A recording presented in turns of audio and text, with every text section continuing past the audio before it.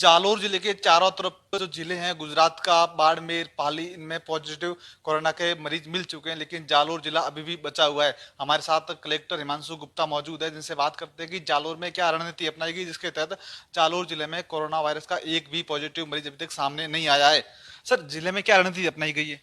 देखिए, जैसे आपको जानकारी है, जालोर में देशावर में मतलब दूसरे प्रदेशों में बहुत लोग रहते हैं और वो लॉकडाउन से पहले काफ़ी मात्रा में हमारे ज़िले में आए थे।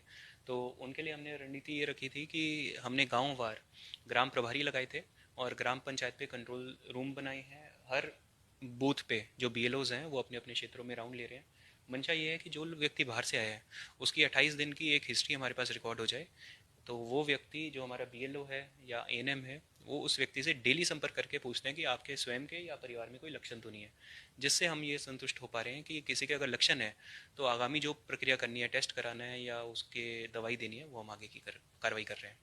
सर, जिले की सीमाओं को लेकर क्या निर्देश दिए गए हैं? जो हमारी 14 चेक पोस्टें बनी हैं जिले की सीमाओं में, वो उसके अलावा अगर कोई कच्चे रास्ते हैं, क्योंकि जानकारी आ रही थी कि कच्चे रास्तों के माध्यम से लोग काफ़ी हमारे ज़िले में एंटर कर रहे थे अवैध, तो हमने उनको सील करा दिया ताकि हमारी जो 14 चेक पोस्ट्स हैं वहाँ पे हमारी डॉक्टर्स की टीम, प्रशासन की टीम बैठी है।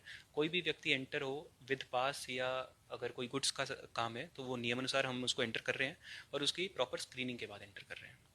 सर, जिले में खाद्य सामग्री को लेकर क्या स्थिति बनी हुई है? हमारे यहाँ पे जो सप्लाईज़ हैं वो सब जगह नॉर्मल है। हमारे यहाँ पे हमने सीईओ साहब को नोडल भी बना रखा है, वो रेगुलर व्यापार मंडल वालों से संपर्क करते रहते हैं। जैसे कल भीनमाल में कुछ सामान की सप्लाई की इशू थी तो हमने उसको रिजॉल्व करा दिया। जैसे जैसे व्यापार संघ से या किसी व्यक्ति से हमें जानकारी मिलती है तो हम पर्याप्त मात्रा में जो सप्लाईज़ है वो सुनिश्चित कर रहे हैं। सर, मेडिकल संसाधनों को लेकर क्या अपने पर वेंटिलेटर कितने हैं? ये ज़िले में हमारे 7 वेंटिलेटर्स थे, प्राइवेट सरकारी सब मिला के। उसके अलावा हमें आवश्यकता लगी कि हमें और वेंटिलेटर्स की आवश्यकता है, तो हमारे पास 2 हमने वेंटिलेटर्स का ऑर्डर दे दिया है, वो तुरंत आ जाएंगे।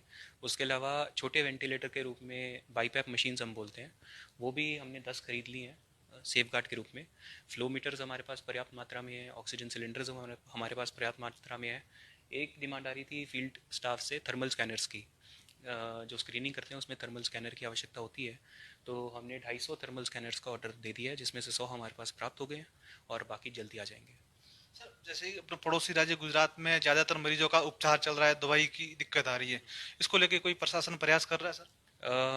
दो तरह से व्यवस्थाएं चल रही हैं, जिसकी अगर दवाई या जिसका इलाज अगर दूसरे प्रदेश में, दूसरे ज़िले में, जोधपुर में भी कईयों का चलता है, कईयों का उदयपुर में चलता है या गुजरात में चलता है, उसके लिए हमने उपखंड अधिकारी तहसीलदार को अधिकृत कर रखा है। कोई भी व्यक्ति अगर इस तरह की बात आती है तो वो उपखंड अधिकारी एसडीएम या तहसीलदार से संपर्क करके पास जारी करा सकते हैं, हम उनको पास दे रहे हैं।